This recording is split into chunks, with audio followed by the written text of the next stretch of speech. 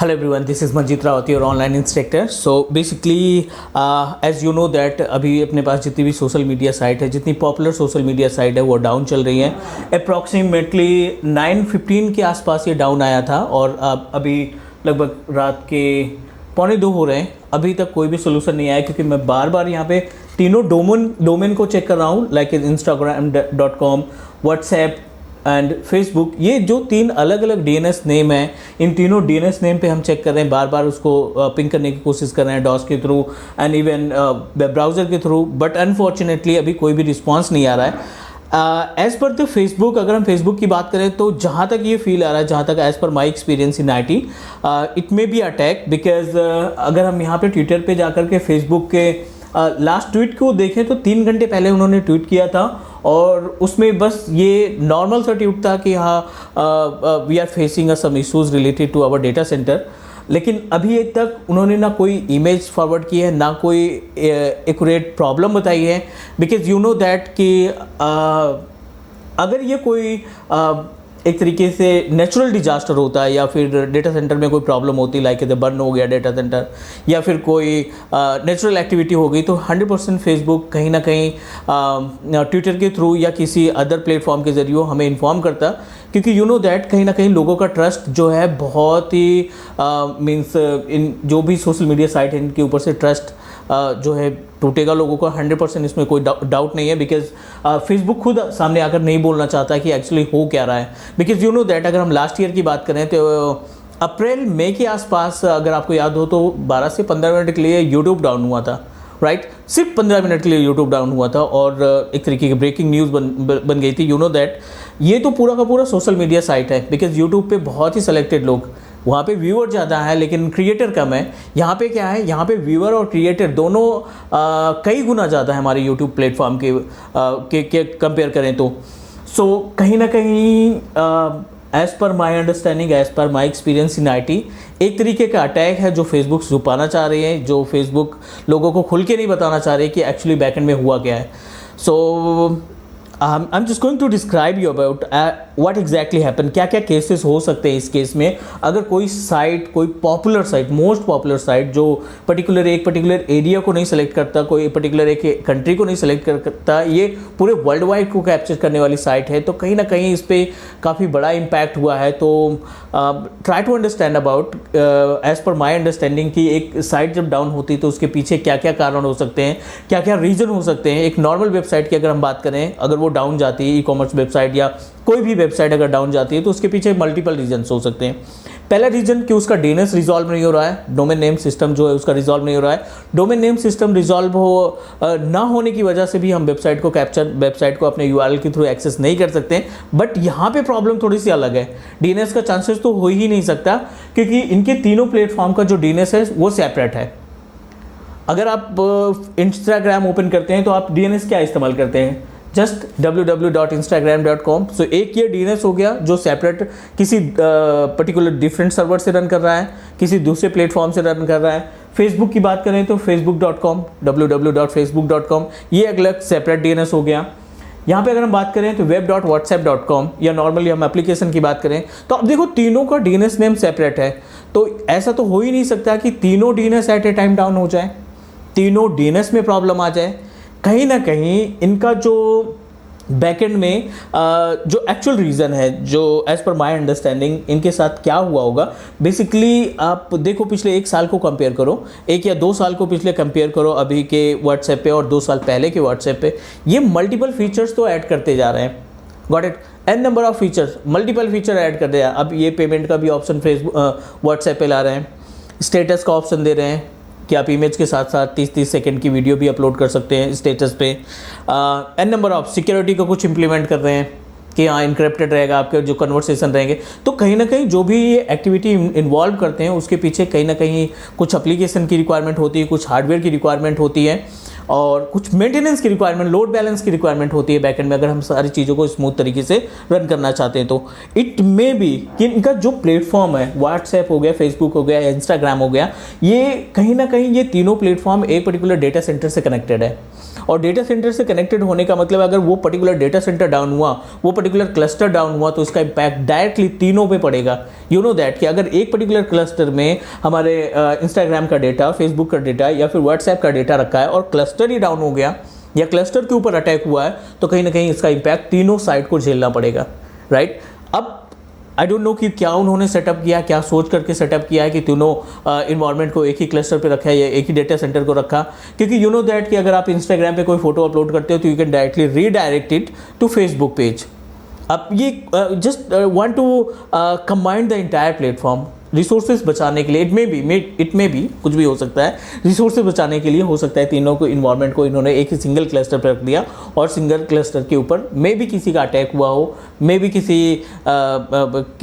किसी ने sickle injection किया हो जिसकी वजह से ये प्रॉब्लम चल रही है। सो मे भी जहाँ तक मुझे लग रहा है कि हो सकता है कि सेम डेटा सेंटर के ऊपर एक तो इनके हार्डवेयर रिसोर्सेज की कमी हो सकती है, मे बी कि जो उन्होंने हार्डवेयर इस्टेब्लिश किया वो फेलियर हो सकता है। बट हार्डवेयर फेलियर के केस में फिर एक क्वेश्चन आ जाता है कि जब भी कोई बड़ा प्लेटफॉर्म होता है वो मल्टीपल फेल ओवर तैयार करके रखता है। हार्डवेयर के चांसेस तो कम रहते हैं कि हार्डवेयर में ना पावर आउटेज की टेंशन रहती है, ना नेटवर्क की इतनी ज़्यादा हेडेक रहती है। एक सर्वर के मल्टीपल कॉपीज़ रहते हैं, both are connected to each other, replica तैयार रहता है, हर एक सिस्टम इन्वायरमेंट की जो है कॉपी दूसरे सर्वर पे बनती रहती है।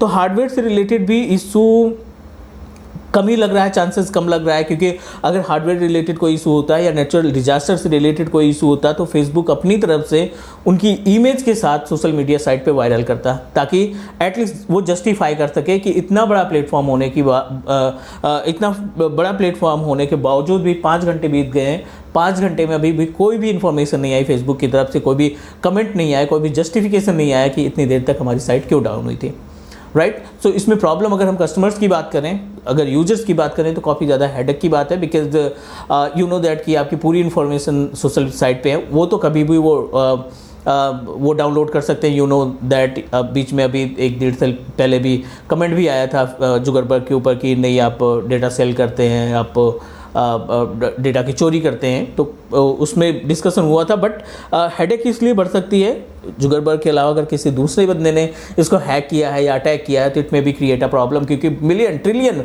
बिलियंस में जो है अपने पास डेटा है, तीनों प्लेटफॉर्म को मिला लें तो बिलियंस में डेटा है, और इतने डेटा को अगर लीक किया गया तो इट में भी create a problem for everyone. और एक चांसेस हो सकता है इस इन्वायरमेंट में मीन साइट का डाउन होना एक और प्रॉब्लम क्रिएट कर सकता है।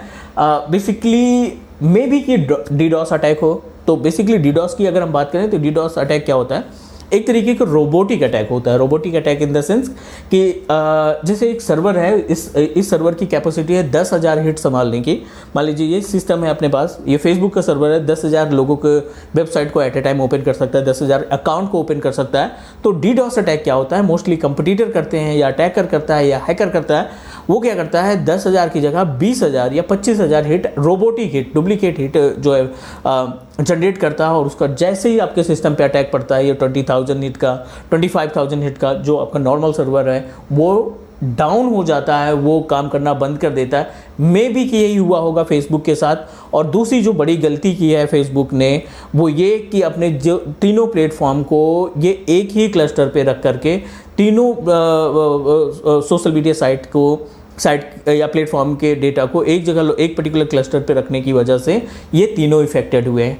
अगर ये सेग्रीगेट करके रखते हैं, अगर फेसबुक का सर्वर या व्हाट्सएप का सर्वर या इंस्टाग्राम का सर्वर ये सेपरेट या डेटा सेंटर सेपरेट रखते हैं या इनका क्लस्टर अलग रखते हैं, तो मे बी कि ऐसा इशू नहीं आता। हो सकता है कि एक ही डाउन हो, फेसबुक डाउन हो या व्हाट्सएप डाउन हो या इंस्टाग्राम डाउन हो।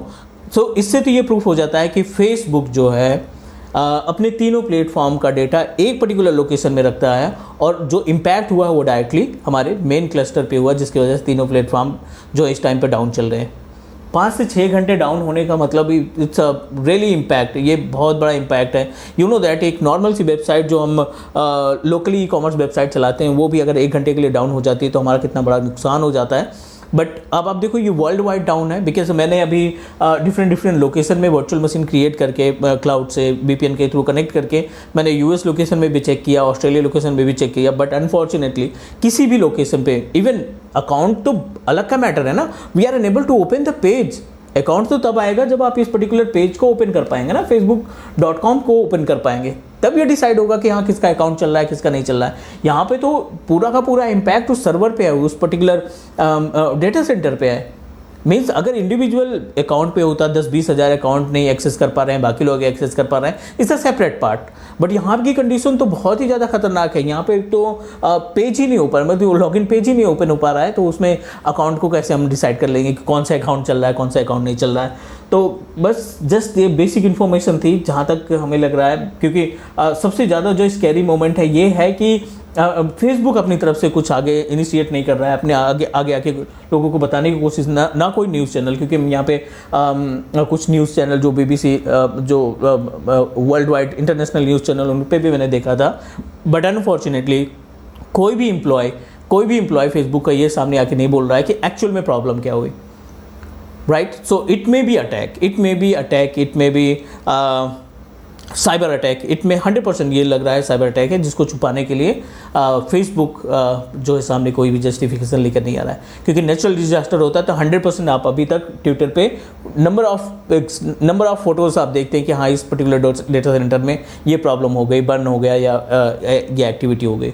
सो लेट्स सी कि आगे क्या होता है। बस गाइस छोटी सी इन्फॉर्मेशन थी आपके साथ शेयर किए। So let's try to understand, देखते हैं कि जस्ट एक अभी जस्ट ट्वीट आया है, ओके